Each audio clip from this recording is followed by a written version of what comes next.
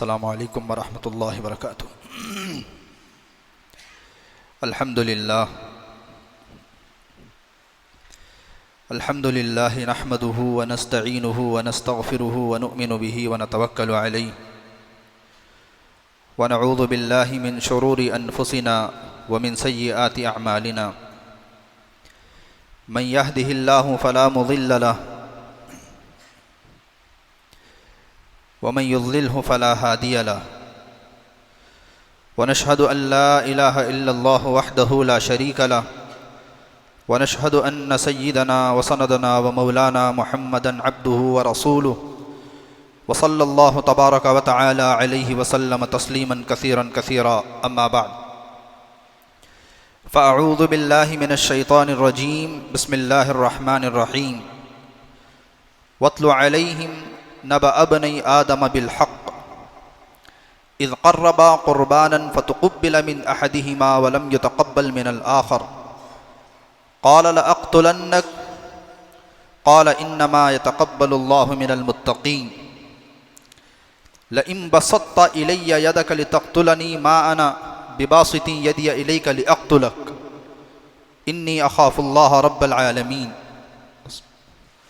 وقال تعالى في موضع آخر لن ينال الله لحومها ولا دماؤها ولكن يناله التقوى منكم صدق الله العظيم وقال النبي صلى الله عليه وسلم من كان له سعة ولم يضحي فلا يقربن مصلانا او كما قال عليهم الصلاة والتسليم۔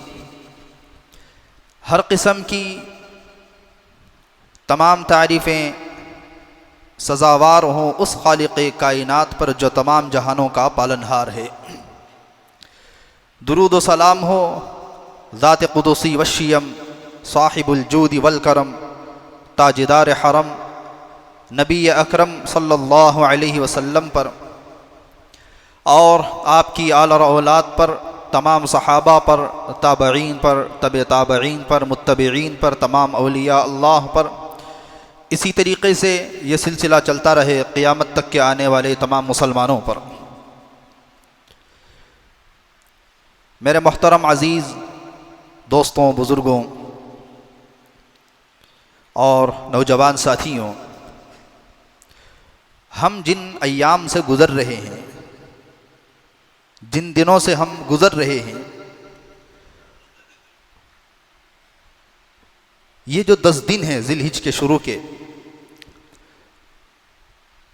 سب سے پہلے تو قرآن مجید کی آیت والفجر ولیال عشر، اللہ تعالیٰ نے ان 10 دنوں، ان 10 راتوں کی، ذی الحجہ کے شروع کے 10 راتوں کی قرآن میں قسم کھائی ہے۔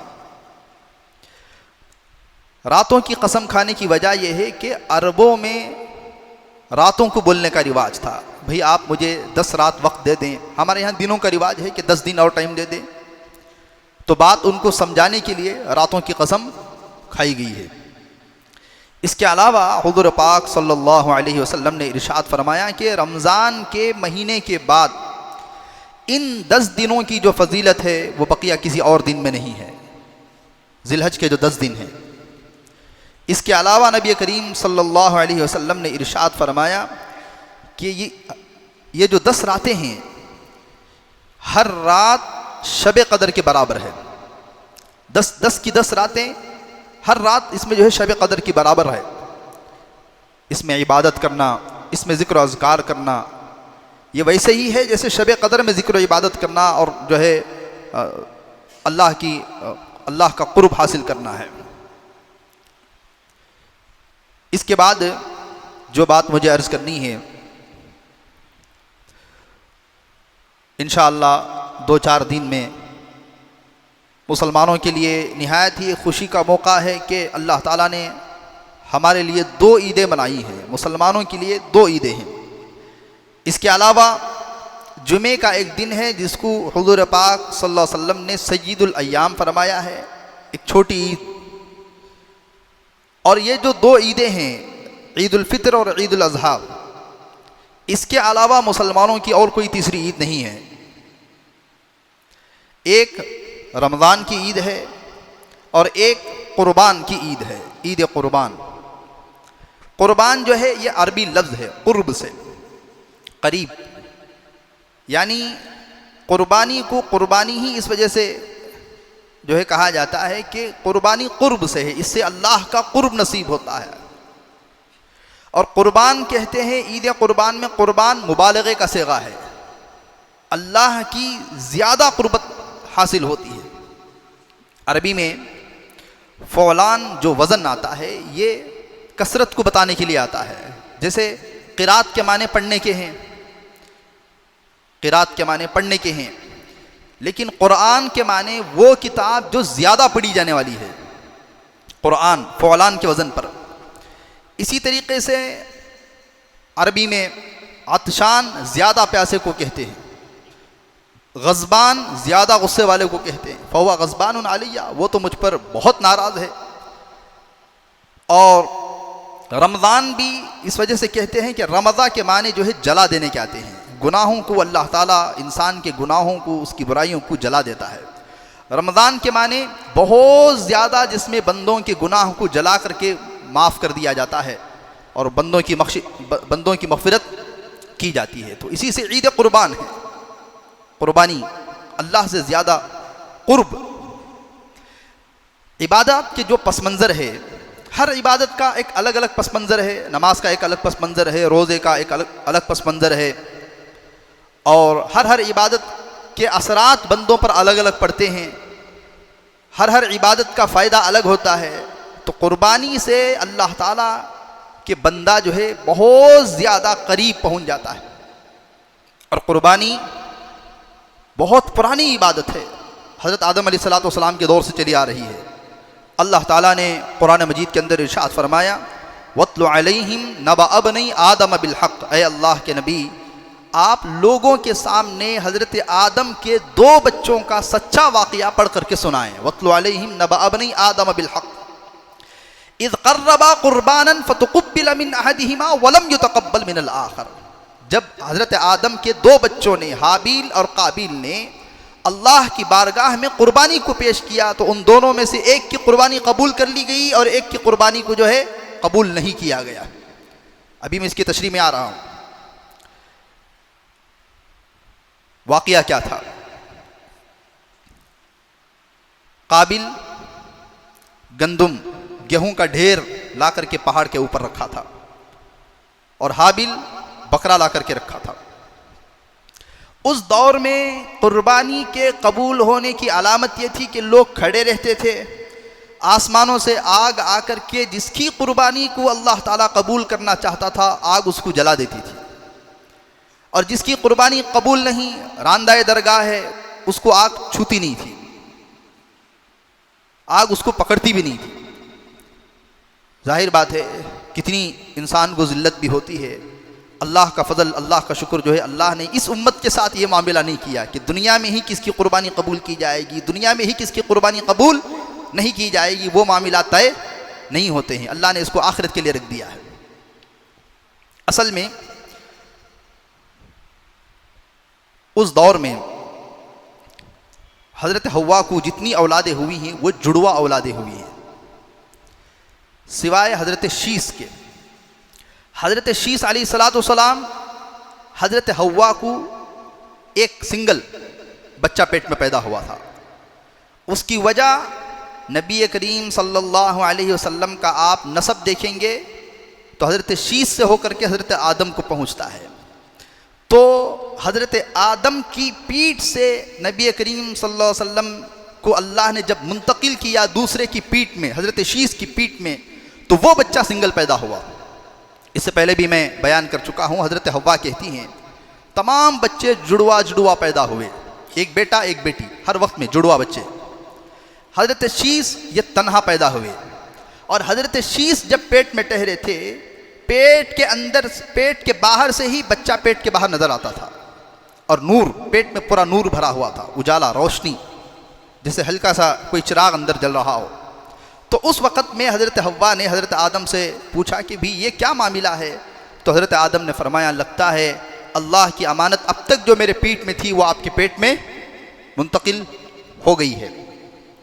تو یہ جو جڑوا بچے پیدا ہوتے تھے ایک وقت میں بیٹا لڑکا لڑکی، پھر نیکسٹ ایئر یا جو بھی جب بھی ہو ایک لڑکا ایک لڑکی، تو اس بچے کو پہلے حمل والے بچے کو دوسرے حمل والی بچی سے، دوسرے حمل والے بچے کو پہلے حمل والی بچی سے شادی کرتے تھے۔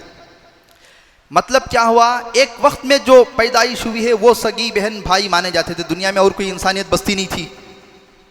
لیکن ہوا یہ کہ قابل کو حضرت آدم نے کہا کہ بھئی تمہارا جو رشتہ طے ہوا ہے وہ حابیل کے ساتھ جو بچی پیدا ہوئی ہے اس کے ساتھ ہوا ہے، اور حابیل کا رشتہ تمہارے ساتھ جو بچی پیدا ہوئی ہے اس کے ساتھ ہے۔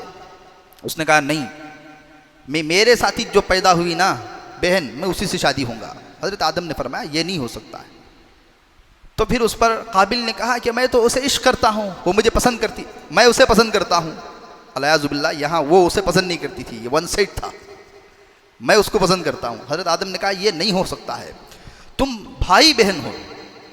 تو دنیا میں پہلا قتل جو ہوا تو لاکھ منانے کے باوجود بھی وہ نہیں مانا۔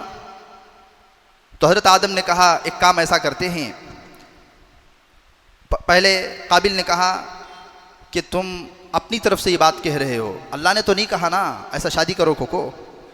حضرت آدم نے کہا میں جو کہہ رہا ہوں وہ اللہ کے حکم سے کہہ رہا ہوں، میں اپنی طرف سے نہیں بول رہا ہوں۔ اچھا چلو، اس کی ایک علامت یہ ہے کہ تم دونوں اللہ کی بارگاہ میں قربانی پیش کرو، جس کی قربانی قبول ہو گئی وہ حق والا سمجھا جائے گا۔ تو قابل نے ڈھیر سارا گندم گیہوں لا کر کے رکھا، اور حابیل نے اپنی قربانی کے لیے بکرے کو چنا، وہ لا کر کے رکھا۔ تو آسمان سے آگ آئی، وہ بکرے کو کھا گئی، لیکن گندم ویسے ہی رہ گیا۔ جب گندم کو دیکھا کہ ویسے ہی رہ گیا ہے، اب راز سب کے سامنے سے اڑ گیا ہے، اس نے کہا لأقتلنک، میں تجھے ضرور قتل کر ڈالوں گا۔ اپنے بھائی سے کہا، اس نے کہا کہ بھی اگر تو مجھے قتل کرنے کے لیے ہاتھ بڑھائے گا بھی تو میں ہاتھ نہیں اٹھاؤں گا۔ تو قتل کرنا چاہتا ہے قتل کر لے، وہ تیرا اور اللہ کا معاملہ ہے۔ میں تجھے، اگر تو مجھے قتل کرنے آئے گا، میں روکنے کے لیے بھی تلوار اٹھا کر کے، ہتھیار اٹھا کر کے، میں اللہ کی بارگاہ میں جو ہے نافرمانوں میں شمار ہونا نہیں چاہتا ہوں، یہ تیری مرضی ہے۔ اب تو دھمکی دیتی اس نے۔ اسی درمیان میں حج کے ایام آ گئے، حضرت آدم علیہ السلام حج کے لیے گئے، تو اب اس نے منصوبہ بنا کر قابیل نے حابیل کو کیا کر دیا؟ قتل کر دیا۔ تو دنیا میں پہلا جو قتل ہوا ہے وہ عورت کی وجہ سے ہوا ہے۔ آج بھی دنیا میں جو قتل و غارت گیری، جو فسادات ہو رہے ہیں، یا تو مال ہے یا تو عورت ہے، ان دونوں کی وجہ سے پوری فساد کی جڑ، پوری برائیاں جو ہے ان دونوں کی وجہ سے ہو رہی ہیں۔ ہمارے شہر کے حالات اٹھا کر کے دیکھ لیجئے، کہاں تک صحیح ہے کہاں تک غلط ہے اللہ بہتر جانتا ہے، لیکن جو باتیں سامنے آ رہی ہیں کہ 17-18 سال کا لڑکا جو ہے عشق کی وجہ سے ایک دوسرے 17-18 سال کے لڑکے کو مار دیتا ہے، محبت ہے، عشق ہے، یہ یہاں کی بات نہیں کر رہا ہوں، دنیا میں ایسا کیا کچھ نہیں ہو رہا ہے۔ گزشتہ جمعہ کچھ باتیں جو ہے مجبوراً مجھے وضاحتاً بولنی پڑی، تو 2-4 لوگوں کو اگرچہ برا لگا، لیکن میرے دوستوں دنیا بہت آگے پہنچ گئی ہے، ہم کہاں ہیں؟ میں آپ کو بتاؤں، رپورٹ ایسی سامنے آ رہی ہیں جی، 15 سال کی بچی پریگننٹ ہو رہی ہے۔ میں اس سے زیادہ کھل کر کے بول نہیں سکتا ہوں، سر پھوڑ لیں گے، سر ٹکرا لیں گے۔ اسی وجہ سے میں بارہا یہ بیانات میں اپنی بات کرتا ہوں کہ بھئی اپنے اولاد کی حفاظت کرو۔ ایک مرتبہ بچی کی عزت گئی، 100 گئی ہے، اس کے بعد سر پیٹنے سے بھی کچھ نہیں ہو سکتا ہے۔ تفسیر میں 2-4 دن پہلے میں نے اس بات کو وضاحت سے کی تھی، لیکن جمعہ میں مجبوری ہے، نہیں کر سکتے ہیں بات، خدا نخواستہ جو ہے بات باہر تک گئی، کسی اور تک گئی، تو میں تو ایسے ہی بتا رہا ہوں کہ دنیا میں 15 سال کی آج کل بچیاں کیا ہو رہی ہیں؟ پریگننٹ ہو رہی ہیں۔ اگر میں بتاؤں گا کہ فلاں جگہ فلاں جگہ ایسا واقعہ ہو رہا ہے، پھر پولیس پکڑے گی بھی، کون بھی وہ 15 سال کی بچی، ذرا ہم نے ذرا بتاؤ، یہ کون سرکہ در لگا لے کے پھرے گا؟ اس وجہ سے میں وضاحت سے جمعہ کے بیانات میں بات نہیں کہتا ہوں۔ ماں باپ آ کے رو رہے ہیں، معصوم، میں اس سے پہلے غالباً یہ بات بتایا رہیں گا، آج سے تقریباً 6-7 سال پہلے کی بات ہے، مکتب میں دو بچوں کا ایک واقعہ میرے سامنے آیا۔ کیا ہے، 11 سال کا بچہ 9 سال کی بچی کو لو لیٹر لکھا ہے، لکھا بھی کیا ہے ILABU، لکھنا بھی نہیں آتا ہے I love you۔ 11 سال کا بچہ، 9 سال کی بچی۔ اس سے زیادہ تعجب کی بات میں آپ کو بتاؤں، وہ جو لیٹر لے گئی نا انہیں 7 سال کی بچی، حضرت یہاں دیکھو یہاں، میں بولا ابھی تجھے کیا سمجھ میں آیا؟ ایک تو انہیں 9 سال کی، ایک تو انہیں 11 سال کا، لا کر کے چیٹی لا کر کے وہ پہنچانے والی 7 یا 8 سال کی 7 سال کی بچی، وہ بھی کیا بول رہی، حضرت یہاں دیکھو یہاں میں بولا کیا سمجھ میں آیا تجھے؟ سمجھ رہے ہیں آپ میری بات کو؟ حالات اتنے زیادہ خراب ہو گئے ہیں، میں آپ کو بیان نہیں کر سکتا ہوں۔ تو بہرحال یہ پہلا قتل جو ہے اسی کی وجہ سے ہوا تھا۔ تو اللہ تعالیٰ نے اسی کو فرمایا وَاتْلُ عَلَيْهِمْ نَبَأَ ابْنَيْ آدَمَ بِالْحَقِّ اِذْ قَرَّبَا قُرْبَانًا فَتُقُبِّلَ مِنْ أَحَدِهِمَا وَلَمْ يُتَقَبَّلْ مِنَ الْآخَرِ، ایک کی قربانی قبول کر لی گئی اور دوسرے کی قربانی قبول نہیں کی گئی۔ اس سے معلوم یہ ہوتا ہے، علماء نے فرمایا بندہ جب قربانی دیتا ہے تو ہر ایک کی قربانی قبول ہو جائے یہ ضروری نہیں ہے، بعضوں کی قربانیاں بد نصیبوں کی دھتکار بھی دی جاتی ہیں۔ اسی وجہ سے شاعر نے وہ شعر کہا، چوں طواف کعبہ کردم در کعبہ ندا برائی، بیرون کعبہ چکر دی کہ درون خانہ آئی، کہ میں خانہ کعبہ کا طواف کر رہا تھا تو خانہ کعبہ کے اندر سے آواز آئی کہ کمبخت کمینے تو باہر کیا کرتا تھا خانہ کعبہ کے کہ تو ناپاک قدم لے کر کے اندر آ گیا۔ ایسے بھی کچھ بدنصیب ہوتے ہیں۔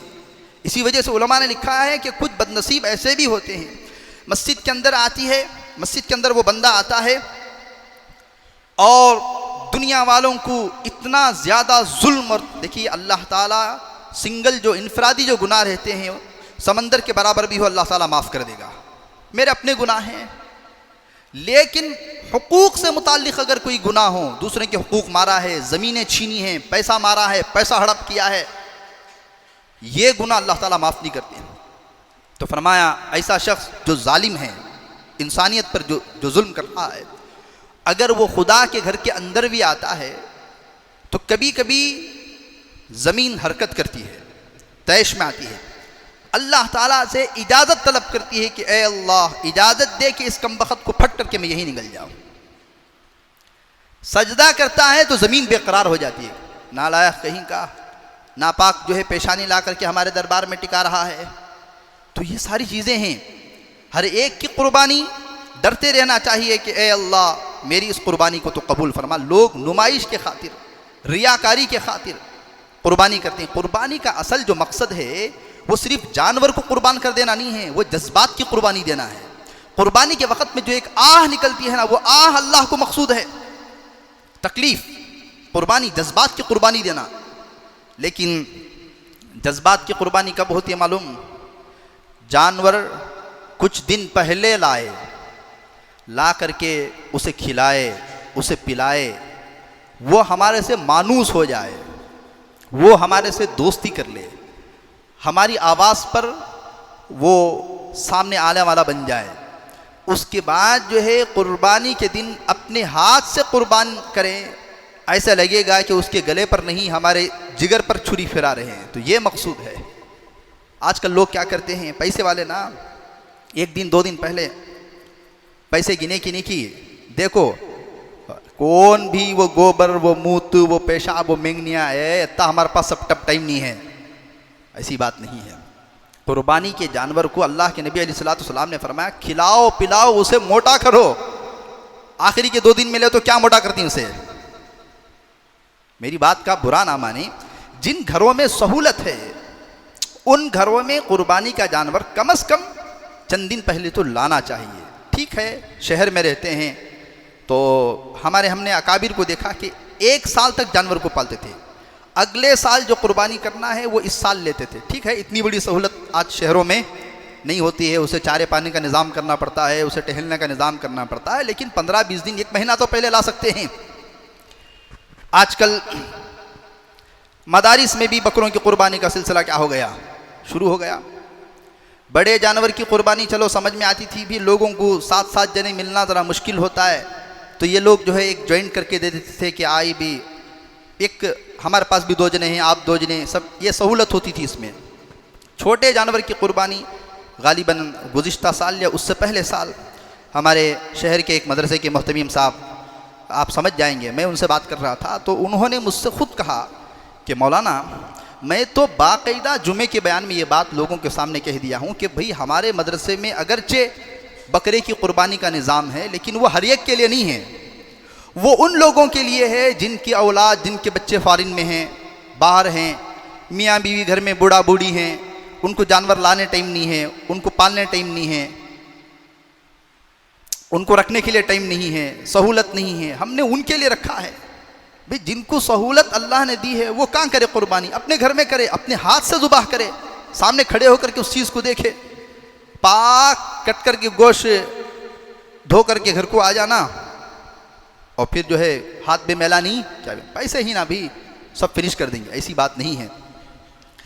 تو خلوص اللہ تعالیٰ دیکھتا ہے کہ یہ قربانی کر رہا ہے تو قربانی کتنے جذبات سے دے رہا ہے۔ دینے والا اگر قربانی اللہ کا قریبی ہوتا ہے تو جانور بھی خوش ہوتا ہے۔ حضور پاک صلی اللہ علیہ وسلم نے حج کے موقع پر جو 63 اونٹنیاں ذبح کی تھیں، 63، آپ کی عمر 63 ہے، 63 جو اونٹ آپ نے ذبح کیے تھے، آپ اونٹوں کو ذبح کر رہے تھے، اونٹوں میں لڑائی ہو رہی تھی کہ میں پہلے جاؤں گی، یہاں تک کہ آپ نے اس چھری کو نیچے نہیں رکھ دیا، تب تک اونٹوں میں یہ لڑائی باقی تھی قربان ہونے کے لیے۔ تو قربانی کوئی چھوٹا عمل نہیں ہے، اسے جذبات کی قربانی ہے، اپنے اندر کی انا کی قربانی دینا ہے، ہر چیز کی قربانی۔ اللہ کو پسند ہے۔ ابراہیم علیہ السلام نے تو اپنے اللہ کے حکم پر اپنے بچے کے گلے پر چھری پہرا تھا نا، تو بچے کے گلے پر پھیرنا، اپنے جگر پر پھیرنا، دونوں کیا ہے؟ دونوں برابر ہے۔ تو رہ گئی رسم اذاں روح بلالی نہ رہی، اذانوں میں تو آج رسم رہ گئی۔ حضرت بلال رضی اللہ عنہ کے اندر جو روح تھی وہ روح کہاں ہے؟ آج ختم ہو گئی۔ نمازوں میں روح ختم ہو گئی، روزوں میں روح ختم ہو گئی، ہر عبادت کے اندر سے ہم نے اس کی جو اصل روح تھی ہم نے اس کو ختم کر کے رکھ دیا۔ انما الاعمال بالنیات وانما لکل امرئ ما نوى فمن كانت هجرته الى دنیا یصیبها او الى امرأة ينكحها فهجرته الى ما هاجر الیہ۔ انسان جب عمل کرتا ہے تو دکھنے والوں کو عمل سیم نظر آتا ہے لیکن نیت کا اثر پڑتا ہے۔ راستے میں ایک شخص جا رہا ہے، پتھر پڑا ہوا تھا، پتھر ہٹایا، اب لوگوں کو کیا دکھ رہا ہے کہ بھی کتنی اچھی عادت کا ہے، راستے سے کیا کر دیا؟ پتھر کو ہٹا دیا۔ لیکن نیت الگ الگ ہو سکتی ہے۔ ایک شخص کی نیت ہے کہ بھئی میں پتھر کو ہٹایا ہوں، اللہ مجھ سے راضی ہو جائے، کسی کو تکلیف نہ پہنچے، کوئی گر نہ جائے، کسی کو چوٹ نہ لگ جائے۔ اور ایک شخص پتھر ہٹایا تھا، اس کو کسی نے کہا تھا کہ بھی پتھر کے نیچے کسی کے پیسے پڑے ہوئے ہیں، اب اٹھایا دیکھا کہ پیسے نہیں ہیں۔ عمل وہی ہے لیکن نیت کے فرق سے بہت بڑا فرق کیا ہو جاتا ہے؟ پڑ جاتا ہے۔ اس وجہ سے نیتوں کی درستگی کے ساتھ جو ہے اللہ تعالیٰ کی اس قربانی کو انجام دینا چاہیے۔ تو اس وقت میں قابیل نے حابیل کو جو ہے کیا کر دیا؟ قتل کر دیا، اور حابیل جو ہے وہ کیا ہو گئے؟ شہید ہو گئے، وہ اللہ کی بارگاہ میں پہنچے۔ یہاں سے قربانی کا سلسلہ شروع ہوا۔ اس کے بعد تقریباً انبیاء، دیکھیے قرآن میں کہتا ہے قالوا ان اللہ عہد الینا الا نؤمن لرسول حتی یأتینا بقربان تأکلہ النار قل قد جاءکم رسل من قبلی۔ یہودیوں نے نصرانیوں سے نبی کریم صلی اللہ علیہ وسلم سے کہا کہ ہم آپ کے نبی ہونے کو سچا اس وقت میں مانیں گے جس وقت میں جیسا کہ پرانے نبیوں کے دور میں ہوتا تھا کہ ایک نبی قربانی پیش کر رہے ہیں اور آگ آ کر کے اسے کھا کر چلی جا رہی ہے، تو ایسی کوئی قربانی آپ پیش کریں کہ ہمیں معلوم ہو کہ آسمان سے کوئی چیز اتر رہی ہے، وہ جا رہی ہے۔ انہوں نے تو اس آیت سے معلوم کیا ہوا کہ پچھلے انبیاء میں بھی تقریباً قربانی کیا تھی؟ موجود تھی۔ اور جو دوسرا واقعہ ہے جس کا تعلق حضرت ابراہیم علیہ السلام، حضرت اسماعیل علیہ السلام سے، یہ بھی قربانی کی بہت بڑی یادگار تاریخ ہے۔ اللہ نے اگر اس کو زندگی کو باقی رکھی تو یہ بات جو ہے میں عید کے موقع پر انشاءاللہ جو ہے بیان کروں گا۔ اس کے علاوہ 2-3 گزارشات چند یہ بھی ہیں۔ ایک یہ ہے عرفے کا روزہ رکھنا۔ بہت سارے لوگ جو ہے مسئلہ پوچھتے ہیں کہ حضرت عرفہ کا روزہ کب رکھنا؟ اصل میں وہ دیکھیے حدیث میں جو لفظ آیا ہے، حدیث میں جو الفاظ آئے ہیں، کان رسول اللہ صلی اللہ علیہ وسلم یصوم تسع ذی الحجہ ویوم عاشورہ، حضور پاک صلی اللہ علیہ وسلم روزہ رکھتے تھے 9 ذی الحجہ کو، 9 ذی الحجہ اور 10 عاشورے کے دن میں۔ تو 9 جو تاریخ ہوتی ہے عرفہ کا دن، دیکھیے عرفہ کو عرفہ کیوں کہتے ہیں، اس کے کئی معنی ہیں۔ صرف حاجی وقوف عرفہ کرتے ہیں، حج کے عرفات کے میدان میں ٹہرتے ہیں، صرف اس وجہ سے اس کو عرفہ نہیں کہا گیا ہے، کئی معنی ہیں اس کے۔ بعض علماء نے فرمایا 9 ذی الحجہ کو حضرت ابراہیم علیہ السلام کو حضرت جبرائیل نے آ کر کے حج کے مناسک سکھائے، حج کے ارکان سکھائے، حج کے ارکان کی کیا کیا کرنا چاہیے، حج میں کیا کیا نہیں کرنا چاہیے، اس کی پہچان بتلائے۔ عرفہ کے معنی پہچان لینا، جان لینا، کسی چیز کو پہچان لینا۔ تو ابراہیم علیہ السلام نے ذی الحج کی 9 تاریخ کو حضرت جبرائیل سے حج کے ارکان کو پہچانا تھا، جانا تھا، تو اس وجہ سے اس کو عرفہ کہتے ہیں، یوم عرفہ کہتے ہیں۔ بعض علماء نے فرمایا عرفہ کو عرفہ اس وجہ سے کہتے ہیں کہ حضرت آدم حضرت حوا دونوں دنیا میں الگ الگ اتارے گئے تھے۔ حضرت آدم ہندوستان میں اتارے گئے تھے اور حضرت حوا جدہ میں اتاری گئی تھی۔ ایک لمبی مدت کے بعد دونوں ایک ساتھ ملے، ایک دوسرے کو جو پہچانے ہیں وہ 9 ذی الحج کی تاریخ تھی، ذی الحج کی 9 تاریخ تھی۔ اس وجہ سے بھی اس کو عرفے کا دن کہہ دیا گیا کہ پہچان کا دن ہے۔ کس کا دن ہے؟ ایک دوسرے کو پہچاننے کا دن ہے۔ اس کے علاوہ حاجی جو عرفہ کے میدان میں کھڑے ہوتے ہیں اسے بھی عرفہ کا دن کہتے ہیں۔ کہنے کا منشا یہ ہے کہ وہ حاجی وقوف عرفہ کرتی نا، اس وجہ سے وہ روزے کی فضیلت نہیں ہے، 9 ذی الحجہ کی وجہ سے روزے کی فضیلت ہے۔ پہلی بات تو یہ ہوگی۔ دوسری بات یہ ہے، اگر بعض حضرات کہتی ہیں کہ وقوف عرفہ یعنی سعودی میں جب 9 ذی الحجہ ہے، حضرت تب روزہ رکھنا اس کی کہ یہاں کا ذی الحجہ 9 ذی الحجہ تب روزہ رکھنا سو حضرت اصل میں وقوف عرفہ کا دن نہ، دنیا میں بعض ممالک ایسے ہیں سعودی سے ایک دن آگے ہیں، اب انہوں کب رکھنا سو، ایک دن تو انہوں آگے چلی آتی نا۔ تو چاند کی تاریخ کا کیا ہوتا ہے؟ اعتبار ہوتا ہے۔ ہمارے یہاں 9 ذی الحج اتوار کے روز ہے، تو اتوار کے دن کا روزہ رکھیں۔ اللہ کے نبی علیہ السلام نے فرمایا جس شخص نے 9 ذی الحج کا روزہ رکھا، عرفہ کے دن کا روزہ رکھا، اللہ تعالیٰ کی امید ہے کہ اللہ تعالیٰ اس کے 1 سال کے پچھلے اور 1 سال کے اگلے اللہ تعالیٰ گناہوں کو کیا کرے گا؟ معاف کر دے گا۔ چلیے اگر اتنی دل میں بے قراری ہے تو ہفتہ اتوار دونوں رکھ لیجئے، لیکن اس عقیدے سے نہ رکھیں کہ بھی وہاں کیا ہے اتوار کو روزہ برابر نہیں ہوگا، یہ عقیدہ نہ رکھیں۔ بھی ویسے بھی 9 دن بھی روزے رکھ سکتے ہیں، اس حساب سے اگر کوئی بھی کل کا دن بھی نفل روزہ ہے، اتوار کے دن بھی نفل روزہ ہے، تو 2 روزے رکھنا چاہے تو دونوں روزے رکھ لیں، اس میں کوئی حرج نہیں ہے۔ اور دوسری بات یہ ہے، ایک درخواست یہ ہے، قربانی جو ہے اپنی عید کی نماز ہو جانے کے بعد کرنا افضل ہے۔ ویسے بھی شہر میں کسی بھی ایک مسجد میں عید کی نماز ہو گئی، شہر میں پہلی نماز کہاں ہوتی کی، شہر میں کسی بھی ایک مسجد میں عید کی نماز ہو گئی تو ہر آدمی قربانی دینا چاہے تو دے سکتا ہے، لیکن اگر کہیں نہیں ہو کر ہے تو پھر قربانی درست نہیں ہے۔ پھر بھی افضل یہ ہے کہ ہر انسان قربانی اپنی نماز کے بعد میں دے۔ اس کے لیے جو ہے قربانی کے واسطے اتنا ٹینشن لینا کہ نماز کے بعد عربی خطبہ بھی سنتے نہیں، فوراً جانا، فوراً قصاب کھلا کو پہلے ہمارے پاس کٹ جانا، پہلے کیا ہو جانا، ایسی بات نہیں ہے۔ وہ یہ عبادت کا بھی دن ہوتا ہے۔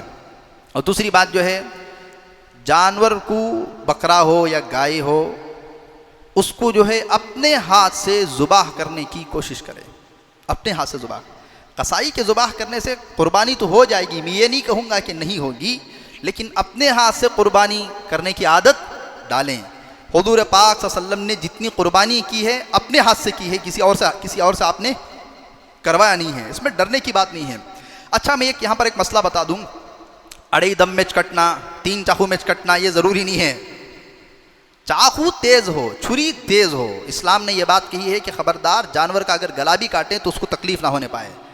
اما عائشہ رضی اللہ عنہا فرماتی ہیں اللہ کے نبی علیہ السلام نے ایک وقت میں بکرے کو ذبح کرنے کا وقت آیا تو مجھ سے فرمایا کہ عائشہ چھری لاؤ۔ میں چھری لا کر کے دی تو کہا عائشہ یہ کیا ہے بھئی، پتھر کو ذرا تیز کر کے لاؤ۔ اما عائشہ رضی اللہ عنہا فرماتی ہیں میں گئی اور چھری کو پتھر پہ اچھا تیز کر کے لائی۔ ایک اس میں کیا ہو جانا، جلد سے جلد اس کی رگیں کیا ہو جانا، کٹ ہو جانا ہے۔ تو خود ایک تو سنت بھی ہے، حضور پاک صلی اللہ علیہ وسلم اپنے ہاتھ سے کیا کرتے تھے، قربانی کرتے تھے۔ دوسرا عادت بھی ڈالیں، ہمت بڑھے گی، عقل مند کے لیے کیا ہے، اشارہ کافی ہے۔ اور دوسری بات یہ ہے، ایک جانور کے سامنے ایک جانور کو ذبح نہ کریں، اس سے تکلیف ہوتی ہے، بہت سارے لوگ اس کا جو ہے اہتمام نہیں کرتے ہیں۔ اور قربانی کے گوشت میں غریبوں کا بھی خیال رکھیں، رشتہ داروں کا بھی خیال رکھیں، ایسا نہ ہو کہ بھئی عید تک جو ہے بکرا گیٹ کے باہر رہا اور عید کے بعد بکرا گیٹ کے اندر رہا، بس فرق اتنا 600۔ اللہ تعالیٰ کھلائے گا، اس میں کیا دینا ہے۔ پاکی صفائی کا خوب خیال رکھیں، اچھا خیال رکھیں، کسی کو تکلیف نہ ہو ہمارے سے۔ پڑوس میں خدا نخواستہ اگر کسی غیر برادران وطن کا گھر ہے تو بھی ان کو عادت نہیں ہے، وہ ویجیٹیرین ہیں، اگر ہمیں کسی چیز کو عادت نہیں ہے تو ہم نہ کیسا ہوتا، جان پہ آنکھ میں کاٹے آتے ہیں۔ تو اس وجہ سے صبح سویرے خون کے جانے کا بہترین نظام، اور جو بھی گندگی لے جا کر کے چوراہوں پر ڈال کر کے تکلیف نہ دیں۔ لوگ سمجھتے ہی نہیں ہیں، کہاں ملے گھر کے سامنے لیا کچرا، امام صاحب کے گھر کے بازو بخش نہیں رہے ہیں۔ پھر دوسری بات کیا ہے، دوسری بات ہے پورا کچرا یہیں پر آتا ہے، بول کر کے تھک گئے، ڈالنے والے بھی اپنے ہیں، اب کیا بول سکتے ہیں۔ تو پاکی صفائی کا خوب خیال رکھیں۔ اسی طریقے سے اگر کوئی برادران وطن کھانے والا ہے گوشت تو اس کو بھی دیں، نہیں کھانے والا ہے تو مت دیں، اگر کھانے والا ہے تو اسے پہنچائیں، محبت اس سے بڑھتی ہے۔ قربانی کا گوشت، زمزم کا پانی، یہ سب غیر مسلم کو دے سکتے ہیں، زکوٰۃ نہیں دینا۔ سو وہاں کو مسئلہ پوچھتے رہتی ہیں، حضرت زکوٰۃ دینا ہے، غیر خون کو دے سکتی ہیں کیا، دے سکتی ہیں کیا، زکوٰۃ دینے کی پریشانی رہتی ہے۔ قربانی کا گوشت میں سے دے سکتی ہیں، اب دینا نہ پڑا کھڑ کو بھی، قربانی کا گوشت غیر مسلم کو بھی کیا کر سکتے ہیں، دے سکتے ہیں، اسے بھی کچھ کھلا سکتے ہیں۔ لا تودی جارک بریح قدرک، اللہ کے نبی علیہ الصلوۃ والسلام نے فرمایا اپنی ہانڈی کی خوشبو سے پڑوسی کو تکلیف نہ دیا کرو۔ اس کے علاوہ دیکھیے، سیر و تفریح کو اگر نکلتے ہیں تو سیر و تفریح گاہوں کو جو ہے خراب نہ کرے ہڈیوں سے، پھر وہاں لوگ انتظام رہنے والے جو ہے کیا کر جاتے ہیں، پریشان ہو جاتے ہیں۔ تو روزہ رکھیں، عید کی نماز اطمینان سے پڑھیں، دوسرے دن بھی قربانی کر سکتے ہیں، تیسرے دن بھی قربانی کر سکتے ہیں۔ ایک آخری مسئلہ، اتوار کی فجر سے لے کر کے جمعرات کی عصر تک یہ 5 دن تکبیر تشریق پڑھیں گے۔ اس کا پس منظر عید کے دن انشاءاللہ میں بیان کروں گا کہ جس وقت میں ابراہیم علیہ السلام نے بچے کو اپنے ذبح کرنا چاہا، اللہ اکبر لا الہ الا اللہ اللہ اکبر وللہ الحمد، حضرت ابراہیم علیہ السلام، حضرت جبرائیل، حضرت اسماعیل علیہ السلام، ان تینوں کا ترانہ ہے یہ، اللہ اکبر لا الہ الا اللہ اکبر وللہ الحمد۔ اس کے علاوہ یہ جو 10 دن ہی نا، یہ 10 دن میں بھی چلتے پھرتے یہ تسبیح پڑھتے رہنا۔ سب سے بہترین ذکر ان دنوں میں اللہ اکبر لا الہ الا اللہ اکبر وللہ الحمد۔ بعض ہمارے اللہ والے، بعض بزرگان دین جو بعض عاشق تھے وہ لبیک بھی پڑھتے تھے عشق میں۔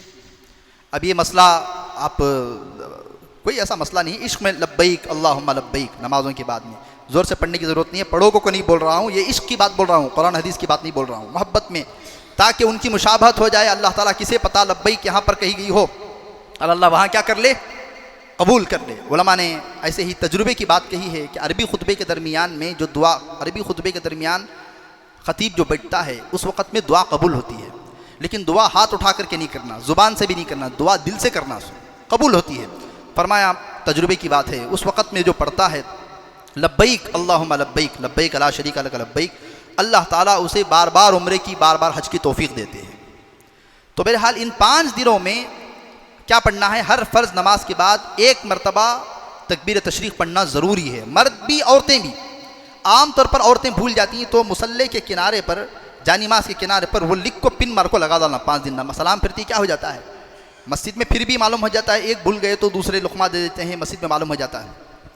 انفرادی فرض نماز پڑھے، چھوٹ گئی تھی، سنگل نماز پڑھے، تب بھی آدمی بلند آواز سے، مرد بلند آواز سے پڑھیں گے، عورت آہستہ آواز سے پڑھے گی۔ 1 مرتبہ پڑھنا ضروری ہے، 1 سے زائد مرتبہ پڑھنا چاہے تو پڑھ سکتے ہیں، لیکن 3 مرتبہ پڑھنے کو سنت نہ سمجھیں۔